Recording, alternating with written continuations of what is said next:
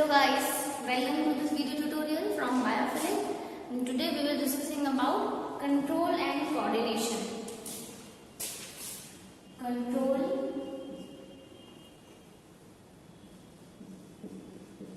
and coordination. ठीक है? तो कंट्रोल एंड कोऑर्डिनेशन के बारे में देखिए पिछले जितने भी वीडियोस मैंने बनाई हैं बायोलॉजी की क्लास 10 की, तो उसमें हम लोगों ने सिस्टम्स के बारे में पढ़ा है, digestive system, respiratory system, excretory system, ठीक है। तो देखिए होता क्या है कि ये जो सिस्टम वर्क करते हैं, इनके अलावा कुछ ऐसे सिस्टम भी होते हैं जो बॉडी की सारी एक्टिविटीज को, बिहेवियरल पैटर्न्स को, ठीक है, इन सभी चीजों को क्या करते हैं, कंट्रोल करते हैं, ठीक है। तो ऐसे कंट्रोल एंड कोऑर्डिनेशन क्या कि कहीं ना कहीं बॉडी में डिफरेंट टाइप्स ऑफ ऑर्गन है जिनको एक दूसरे के पास कुछ मैसेज ट्रांसफर करना है, या फिर कुछ कनेक्शंस इन कुछ दो ऑर्गन्स में हो सकता है, ठीक है, दो सिस्टम्स में हो सकता है।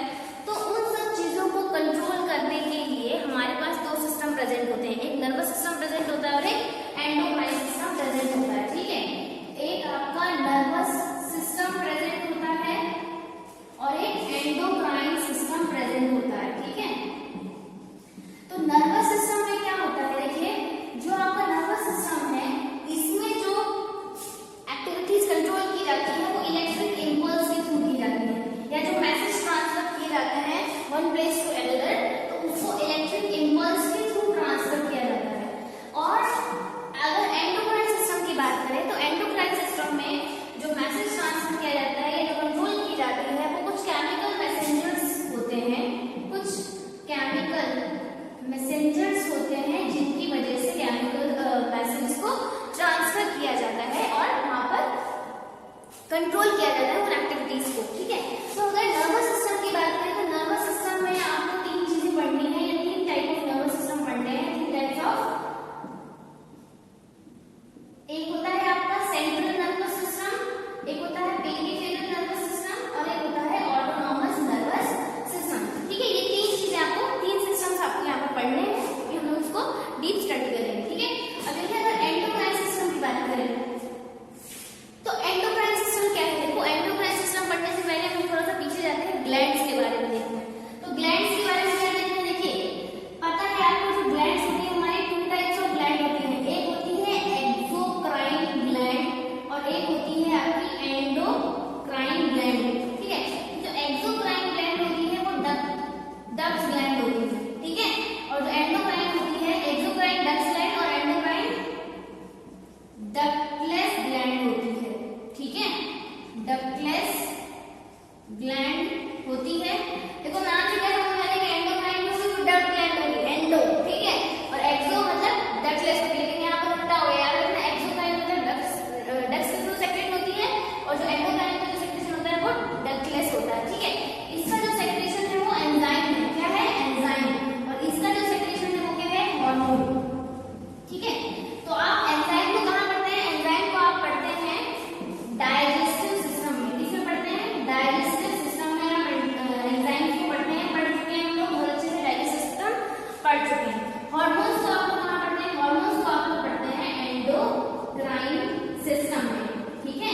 और यही जो हार्मोन्स होते हैं एंडोक्राइन सिस्टम में, यही as a chemical messenger work करते हैं और डायरेक्टली रिलीज होते हैं into the blood, release directly into the blood, directly release into blood, okay. तो ये हमारे केमिकल मैसेंजर हो गए, ठीक है। अब देखिए तो हमें यही पढ़ना है कि जो एंडोक्राइन सिस्टम है, एंडोक्राइन सिस्टम में हमें क्या करना है, एंडोक्राइन ग्लैंड पढ़नी है और क्या पढ़ना है, एंडोक्राइन ग्लैंड्स के बारे में हमें यहाँ पढ़ना है, ठीक है। तो एंडोक्राइन ग्लैंड्स के बारे में कौन कौन सी ग्लैंड्स के बारे में हम पढ़ेंगे यहाँ पे, देखो पैंक्रियाज, ठीक है, थायराइड, पैराथायराइड, हाइपोथैलेमस, हाइपोथैलेमस के बारे में पढ़ेंगे, ठीक है, और पिट्यूटरी ग्लैंड के बारे में पढ़ेंगे, थाइमस ग्लैंड के बारे में पढ़ेंगे, एड्रीनल ग्लैंड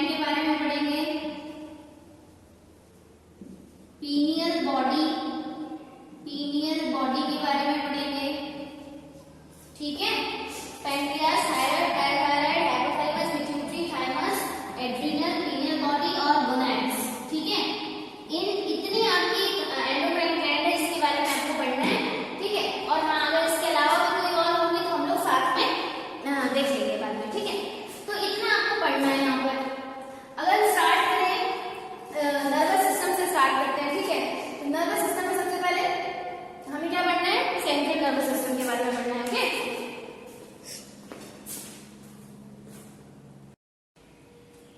अब देखिए हम क्या करते हैं, नर्वस सिस्टम को, तीनों नर्वस सिस्टम को हम एक ही साथ पढ़ लेते हैं, ठीक है। तो बहुत इजी हो जाएगा। देखिए पहला हमें पढ़ना है सेंट्रल नर्वस सिस्टम, दूसरा हमें पढ़ना है पेरिफेरल नर्वस सिस्टम और तीसरा हमें पढ़ना है ऑटोनॉमस नर्वस सिस्टम, ठीक है। तो जो सेंट्रल नर्वस सिस्टम है वो क्या कहते हैं, इसको हम लोग फुल फॉर्म लिख देते हैं इसकी, सेंट्रल नर्वस सिस्टम, ठीक है। इसका हो जाएगा पेरिफेरल नर्वस सिस्टम और इसका हो गया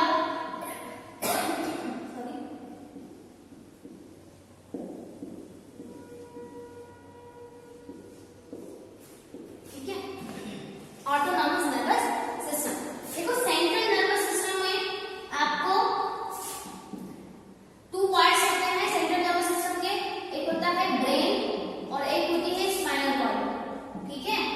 ब्रेन और स्पाइनल कॉर्ड, ठीक है।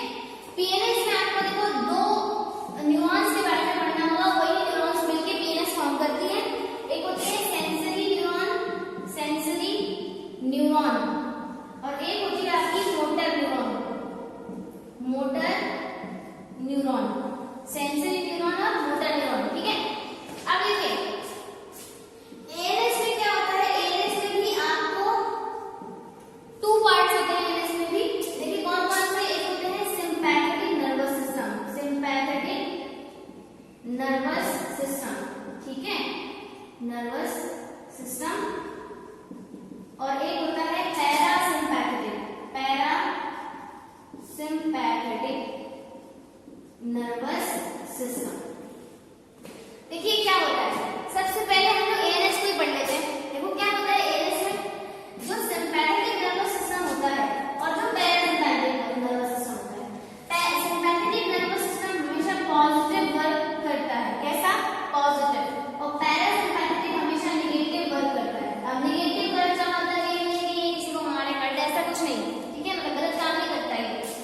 निगेटिव पॉजिटिव का मतलब, देखो जरा एक एग्जांपल लेते हैं हम लोग, इसका सबसे अच्छा एग्जांपल है ब्लड प्रेशर को जो बैलेंस नहीं होती, ब्लड प्रेशर जो कंट्रोल में होता है वो आपका एएनएस के थ्रू होता है। देखो कैसे, क्या हुआ कि आपका ब्लड प्रेशर मान लिया हमें लो हो गया, ठीक है। तो ब्लड प्रेशर लो हो गया, अब हमें क्या करना है, ब्लड प्रेशर हमें थोड़ा सा बढ़ाना है और नॉर्मल लाना है। बढ़ा करके नॉर्मल लाएंगे, अगर कम है तो बढ़ा करके नॉर्मल लाना है। तो बढ़ा करके नॉर्मल कैसे लाएंगे, देखो होता क्या है कि कुछ न्यूरॉन्स होती हैं, अभी पीएनएस बताऊंगी तो और ज्यादा क्लियर हो जाएगा, ठीक है। तो कुछ न्यूरॉन्स गई स्पाइनल कॉर्ड के पास, मान लो सेंसरी न्यूरॉन है, एक तरीके की सेंसरी न्यूरॉन है, सेंसरी न्यूरॉन गई स्पाइनल कॉर्ड के पास, स्पाइनल कॉर्ड ने क्या किया, ब्रेन के पास मैसेज लेके गई, और ब्रेन से मोटर न्यूरॉन ने रिस्पॉन्स दिया कि जो आपकी आर्टरी है उसकी वॉल्यूम क्या कर दो, कम कर दो। तो आर्टरी की वॉल्यूम क्या होगी, कम हो गई, और जब आर्टरी की वॉल्यूम कम हो जाएगी तो क्या होगा, प्रेशर बढ़ जाएगा, ठीक है। चलो अच्छा इतना ही रखो भी, पहले इसको समझ लो, उसके बाद ही समझ में आएगा, ठीक है। थोड़ा वेट करते हैं। देखो क्या होगा, जो ब्रेन वाला पार्ट है, ठीक है, ब्रेन के भी आपके 3 पार्ट्स होते हैं, कौन कौन से देखिए जरा।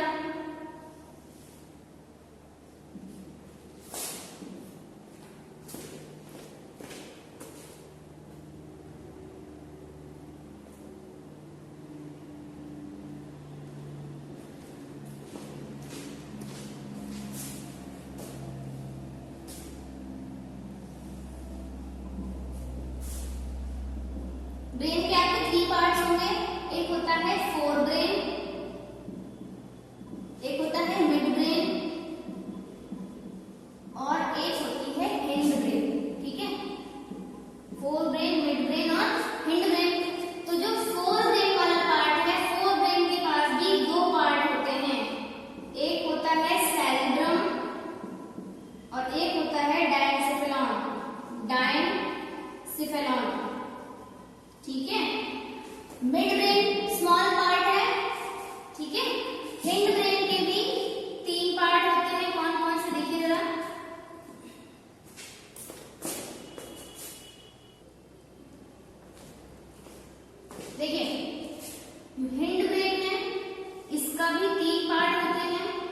सेरिबेलम, मेड्यूला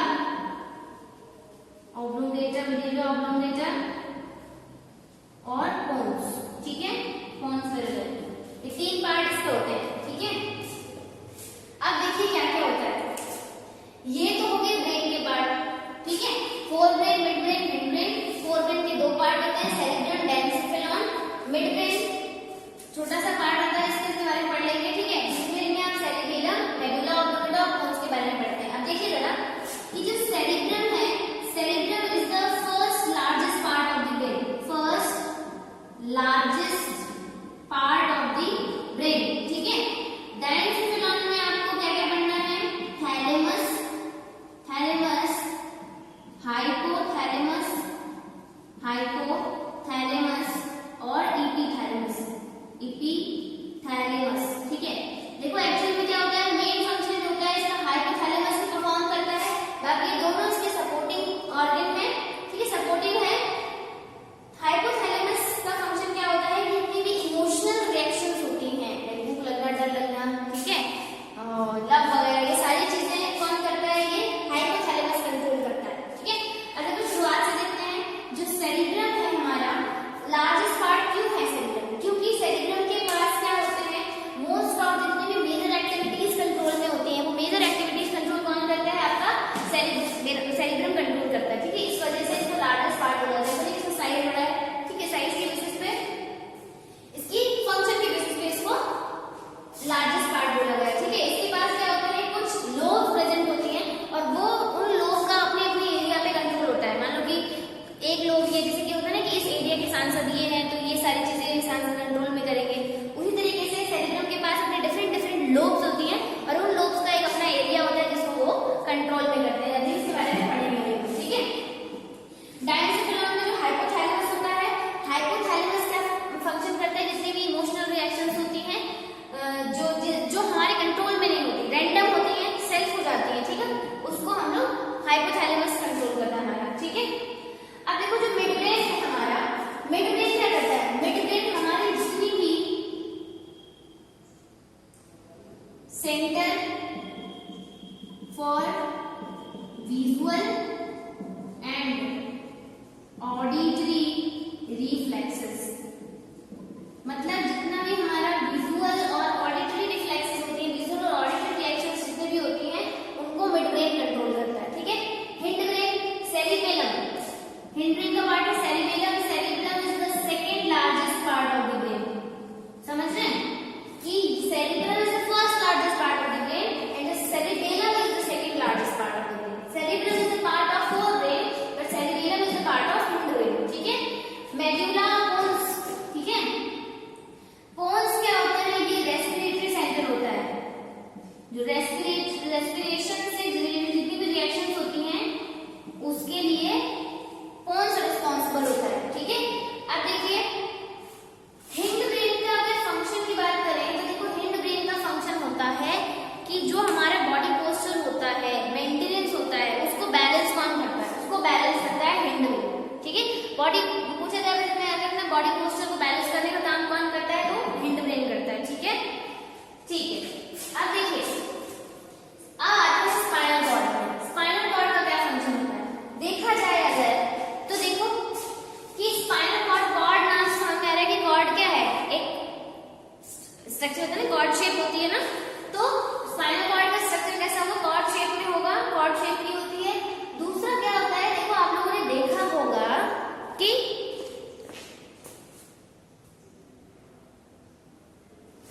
हाँ जी, तो आप लोगों ने ये देखा होगा कि जितने भी इनवर्टिब्रेट्स और वर्टिब्रेट्स जो आपने पढ़े होंगे 9th में या कभी भी पढ़े होंगे, तो इनवर्टिब्रेट्स क्या, उसमें कोई सपोर्टिव नेचर नहीं होता, कोई बॉडी ऑर्गन ऐसा नहीं होता जो उनको सपोर्ट करे, खड़ा हो जाए, ऐसा कुछ नहीं होता, मूवमेंट, ठीक है, सॉरी मूवमेंट तो होती है बट सपोर्टिव नहीं होता, कोई सपोर्ट नहीं होता, ठीक है, बैक सपोर्ट।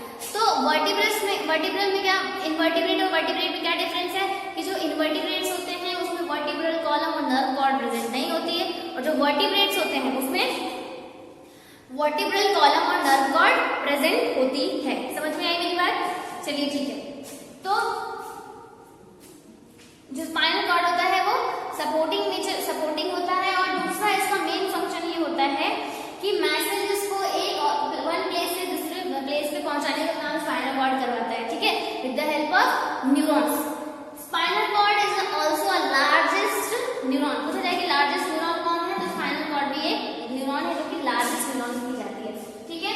तो स्पाइनल कॉर्ड का फंक्शन क्या हो गया, स्पाइनल कॉर्ड का फंक्शन हो गया सपोर्टिंग, क्या बोलते हैं उसको, पोस्चर सपोर्ट, और दूसरा क्या हो गया कि मैसेजेस को ऑर्गन्स टू ऑर्गन्स ट्रांसफर करने का काम करते हैं, ठीक है। मतलब स्टिमुलस और रिस्पांस का काम कौन करता है, स्पाइनल कॉर्ड, ठीक है। अब बात आती है हमारी, ये तो हो गया आपका सेंट्रल नर्वस सिस्टम के पार्ट कंप्लीट, ठीक है। देखो एक सीरीज में आगे बहुत इजी हो जाएगा, याद कर लेंगे आप, ठीक है। अगर हम पीएनएस की बात करें तो देखो पीएनएस में क्या होता है, सेंसरी न्यूरॉन और मोटर न्यूरॉन, ठीक है। कैसे पीएनएस क्या है, देखिए एक्चुअली क्या है पीएनएस। मान लो ये आपका ब्रेन का पार्ट है, ठीक है, ये है ब्रेन, ठीक है, ये आपका ब्रेन है और ये हो गई आपकी स्पाइनल कॉर्ड, ठीक है। अब देखिए होता क्या है कि कुछ मान लो कि कुछ ऑर्गन है, सेंस ऑर्गन है, सेंस ऑर्गन से कुछ स्टिमुलस आया और वो स्टिमुलस स्पाइनल कॉर्ड तक आ गया, ठीक है। स्पाइनल कॉर्ड का मैसेज जो है वो ब्रेन से जाएगा, ब्रेन स्टिमुलस देगा और स्पाइनल कॉर्ड दूसरे न्यूरॉन्स के थ्रू इसको बाहर की तरफ भेज देगी। तो कुछ मैसेजेस न्यूरॉन्स लेके आती हैं, कुछ मैसेजेस न्यूरॉन्स लेके जाती हैं, ठीक है। तो कुछ लेके आती हैं, कुछ लेके जाती हैं। तो ये जो साइड वाइज जो न्यूरॉन्स वर्क कर रही हैं, ये जितने भी न्यूरॉन्स साइड वाइज वर्क कर रही हैं, पेरिफेरली वर्क कर रही हैं, ये कंप्लीट मिलके क्या बनाती है, पेरिफेरल नर्वस सिस्टम बनाती है। मेरी बात समझ में आ रही है। देखो सीएनएस ही तो पेरिफेरी है, पेरिफेरी किसके होगा, सेंट्रल नर्वस सिस्टम के। तो सेंट्रल नर्वस सिस्टम की जो साइड में जो न्यूरॉन्स वर्क कर रही है वो एक सभी न्यूरॉन से जो न्यूरॉन का कनेक्शन है वो एक पेरिफेरल नर्वस सिस्टम की तरह वर्क करता है, ठीक है। और उसमें इन्वॉल्व कौन होता है, स्पाइनल कॉर्ड और सॉरी सेंसरी न्यूरॉन और मोटर न्यूरॉन। तो किसके चारों तरफ काम करती है, सीएनएस, मतलब ब्रेन और स्पाइनल कॉर्ड, ठीक है। तो सेंसरी न्यूरॉन का फंक्शन क्या होता है, देखिए जरा, मैंने क्यों बोला कि सेंसरी और मोटर पढ़नी है। देखिए इतना तो पता चल गया कि सेंसरी जो न्यूरॉन्स होती है उनका चारों तरफ जो है वो काम होता है। देखो क्या होता है कि जो सेंसरी न्यूरॉन होती हैं वो मैसेज को लेके आती है स्पाइनल कॉर्ड की तरफ, टुवर्ड्स द स्पाइनल कॉर्ड, और मोटर न्यूरॉन्स जो है वो फ्रॉम द स्पाइनल कॉर्ड, ठीक है, away from the spinal cord. जितनी भी सेंसरी न्यूरॉन होती है वो टुवर्ड्स स्पाइनल कॉर्ड होती हैं, towards spinal cord, spinal cord, ठीक है। और motor neurons away from spinal cord. मेरी बात समझ में आ रही है। तो मैसेज को लेके कौन आता है, सेंसरी, और लेके कौन जाता है, मोटर न्यूरॉन, ठीक है। तो ये कंप्लीट एक पीएनएस बनाती है। अब आ जाते हैं हम लोग एएनएस पे। देखो एएनएस में मैंने बताया कि सिंपैथेटिक पॉजिटिव वर्क करता है और पैरासिम्पैथेटिक नेगेटिव वर्क करता है। उसमें से भी मैंने ये बताया था कि ANS is a type of PNS. अब कैसे, देखो क्या होता है कि ब्लड प्रेशर मैंने बताया कम हो गया, अब उसको बढ़ाना है, तो बढ़ाना कैसे है, सेंसरी न्यूरॉन क्या करेगी, मैसेज लेके जाएगी जो ब्लड प्रेशर के लिए, ब्लड प्रेशर कहाँ प्रेशर होगा, आर्टरीज में। तो आर्टरीज के साथ जो जुड़ी हुई न्यूरॉन्स होंगी वो उसने क्या किया, सेंसरी न्यूरॉन आई, स्पाइनल कॉर्ड को मैसेज दिया, बोला कि भैया ब्लड प्रेशर जो है कम हो गया, नॉर्मल करना है, कैसे करें। तो ये जाएगा ब्रेन के पास, स्पाइनल कॉर्ड ब्रेन से रिस्पॉन्स लेके आएगा और मोटर न्यूरॉन के थ्रू रिस्पॉन्स जाएगा कि अपना वॉल्यूम जो है वो कम कर लो, और जैसे वॉल्यूम कम हो जाएगा ब्लड प्रेशर बढ़ जाएगा। तो ये इसने क्या किया, बढ़ा के नॉर्मल किया, बढ़ा करके नॉर्मल किया। और पैरासिम्पैथेटिक में यही काम उल्टा हो जाएगा, अगर ब्लड प्रेशर क्या हो जाए, ज्यादा होगा, अब ज्यादा हो गया तो कम करके नॉर्मल करना है। तो कम करके नॉर्मल कैसे करेंगे, फिर से सेंसरी न्यूरॉन जाएंगी और ये स्टिमुलस लेके जाएंगे कि ब्लड प्रेशर वो वॉल्यूम जो है अपना क्या कर लो, बढ़ा लो, वॉल्यूम बढ़ा जाएगा, प्रेशर क्या होगा, कम हो जाएगा, ठीक है। तो यहाँ नेगेटिव वर्क हो गया। नेगेटिव क्या मतलब क्या, कम करके नॉर्मल किया, ठीक है। तो ये हो गया एएनएस का पार्ट। मेरी बात समझ में आ रही है। अब देखिए क्या है, इतना नहीं, अब देखो इससे बहुत ज्यादा नहीं पढ़ना है आपको। अभी देखते हैं सेरिब्रम के बारे में थोड़ा सा और पढ़ लेते हैं, सेरिब्रम क्या कहता है।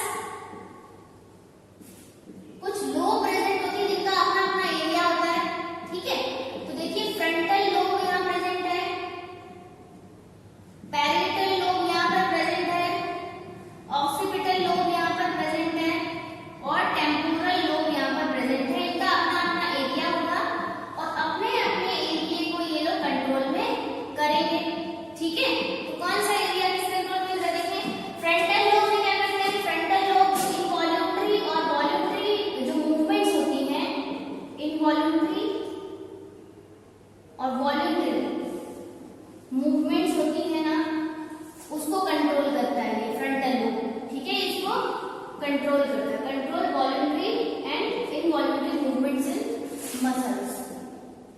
ठीक है। पैरेटल लोब क्या करता है? Parietal lobe general sensation like pain हो गया आपका, है ना, टचिंग हो गई, टेम्परेचर हो गया, उसको कंट्रोल करता है पैरेटल लोब। ठीक है। कंट्रोल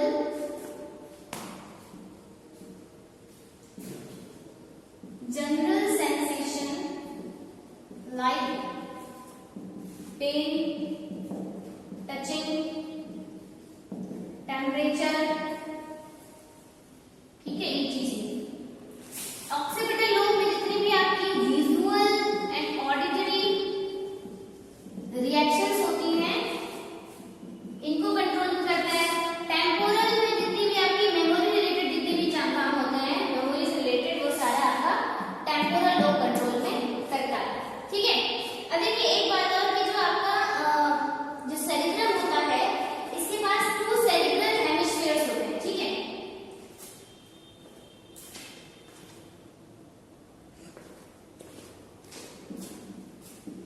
सेरिब्रल हेमिस्फीयर होते हैं। ठीक है। ये एक सेरिब्रल हेमिस्फीयर और ये दूसरा सेरिब्रल हेमिस्फीयर, और ये सेरिब्रल हेमिस्फीयर एक दूसरे से न्यूरॉन्स के कनेक्शन के थ्रू जुड़े हुए होते हैं। किसके कनेक्शन के थ्रू जुड़े होते हैं? ये न्यूरॉन्स हैं, न्यूरॉन्स एक दूसरे से कनेक्शन बनाएंगे, इधर ट्रांसफर हो रही है, इधर ट्रांसफर हो रही है। ठीक है। अगर ये नहीं होगा तो इन दोनों का कनेक्शन नहीं बन पाएगा। ठीक है। तो ये सेरिब्रल हेमिस्फीयर एक दूसरे से न्यूरॉन्स के कनेक्शन के थ्रू जुड़े हुए होते हैं। ये हो गया सेरिब्रम वाला पार्ट आपका। ठीक है। अब हाइपोथैलेमस हम बता चुके हैं, कितने भी आपका थर्स्टीनेस हुआ, हंग्रीनेस हुआ, एंग्रीनेस हुआ, ठीक है, लविंग हुआ, ये सारी चीजें जो है आपके कंट्रोल में कौन करती है? हाइपोथैलेमस। ठीक है। ये तो हो गया आपका पूरा एएनएस, पीएनएस और सीएनएस। ठीक है। पीएनएस भी आपको पता चल गया। अब बात करते हैं हम लोग किसकी? देखो रिफ्लेक्स एक्शन बचा हुआ है, रिफ्लेक्स एक्शन और देख लीजिए। रिफ्लेक्स एक्शन क्या होता है? रिफ्लेक्स एक्शंस, देखो ऐसे एक्शन या ऐसे मूवमेंट्स जो तुरंत हो जाए, ठीक है, जिसका हमें कोई अनुमान ना हो, पता ही ना हो ये होने वाले हैं, क्यों होने वाले, कब होने वाले हैं, कुछ पता ना हो, रैंडम हो जाए। ठीक है। तो ऐसे एक्शन को हम लोग कहते हैं क्या? Reflex action. ठीक है। देखो क्या होता है रिफ्लेक्स एक्शन में, एग्जांपल के लिए हमने क्या किया कि हमने शेर को देखा है, और जैसे हम लोग शेर को देखेंगे क्या करते हैं? भागते हैं। भाई यहाँ पे कर रहे हैं, देखो भाई यहाँ पर होगा। मान लो कि हमारी आईज है, वो ज्यादा बेकार आईज होगी, तो ये हमारी आईज है। ठीक है। ये आईज, ठीक है, आईज। अब इन आईज ने क्या किया है? टाइगर को देखा है, और जैसे ही ये टाइगर को देखेंगी, पहले ब्रेन बना लेते हैं।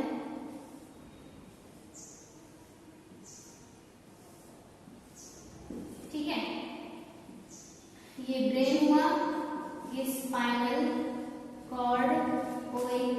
अब जैसे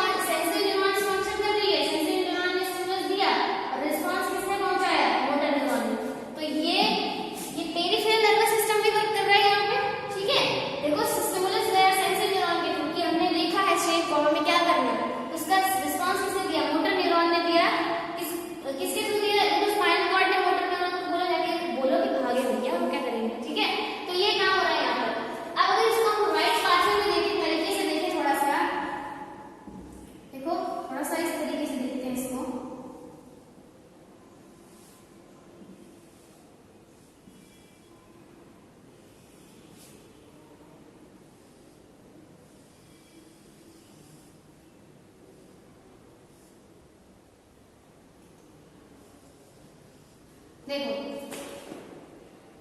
ये होगी स्पाइनल कॉर्ड, ठीक है। अब क्या हुआ कि सेंसरी न्यूरॉन के थ्रू, ये है आपकी सेंसरी न्यूरॉन। सेंसरी न्यूरॉन का एक और नाम होता है एफरेंट न्यूरॉन या एफरेंट नर्व फाइबर। और इसने क्या भेजा, स्टिमुलस भेजा किसकी तरफ, स्पाइनल कॉर्ड की तरफ। और स्पाइनल कॉर्ड ने क्या किया, रिस्पॉन्स दिया, किसको दिया, मोटर न्यूरॉन को। और मोटर न्यूरॉन ने किसको दिया, इफेक्टर ऑर्गन को, और ये हो गया सेंसरी ऑर्गन, ठीक है। यहां आपका पहुंच गया। मोटर न्यूरॉन को बोलते हैं efferent nerve fibre, okay, efferent nerve fibre. अब देखो ये एक क्या मुझे राइट पार्श्व बन गया, तो इसको क्या बोलते हैं कि जो राइट पार्श्व बताया गया इसको बोलते हैं रिफ्लेक्स आर्क। क्या बोलते हैं, रिफ्लेक्स आर्क। और इससे जुड़े जो फंक्शंस होते हैं तो क्या बोलते हैं, रिफ्लेक्स एक्शंस, ठीक है। तो ये फटाफट नोट कर लो इतना, रिफ्लेक्स एक्शन, रैंडम होने वाले एक्शंस जितने भी होते हैं सारे रिफ्लेक्स एक्शन। अब देखिए जरा, देखो होता क्या है कि आपने न्यूरॉन्स का स्ट्रक्चर बहुत अच्छे से पढ़ा होगा। न्यूरॉन है, नर्व फाइबर जो होता है आपको, उसका स्ट्रक्चर बहुत अच्छे से पता होगा आपको, ठीक है। थोड़ा सा बनाने की कोशिश कर रही हूँ, बहुत ज्यादा अच्छा नहीं बनाऊंगी लेकिन फिर भी, ठीक है।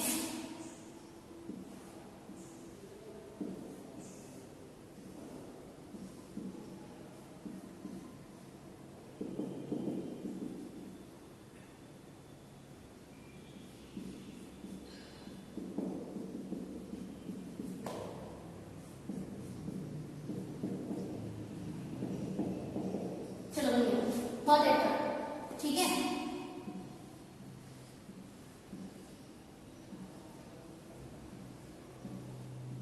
देखिए ये हो गया स्ट्रक्चर। अगर नेमिंग करें तो देखो ये वाला पार्ट जो है सेल बॉडी होती है, सेल बॉडी या फिर साइटोन भी बोलते हैं इसको, ठीक है। ये होता है एक्सॉन, ठीक है।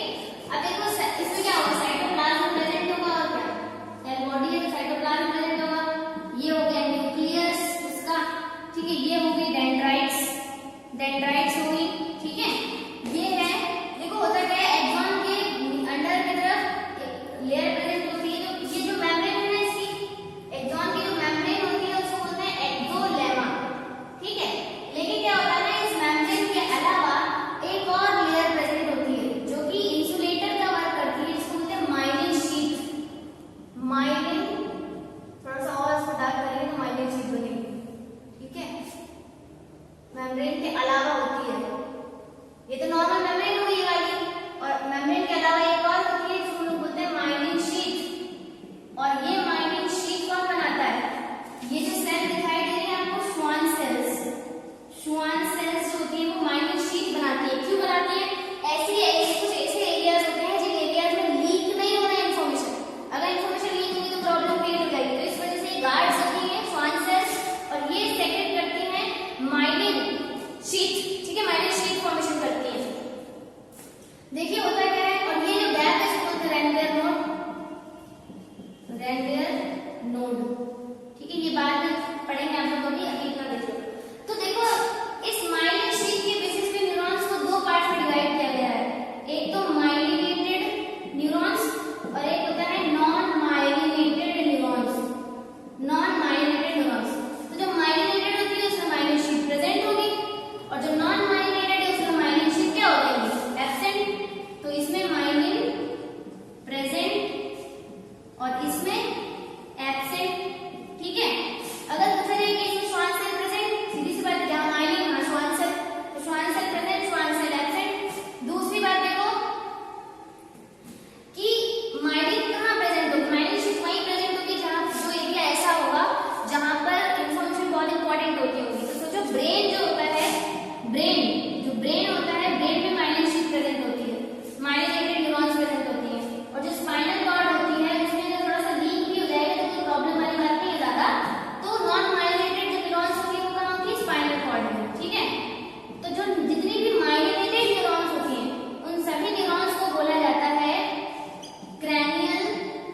नर्व, क्रैनियल नर्व, और जितनी भी नॉन माइग्रेटेड होती है उसको बोला जाता है स्पाइनल नर्व।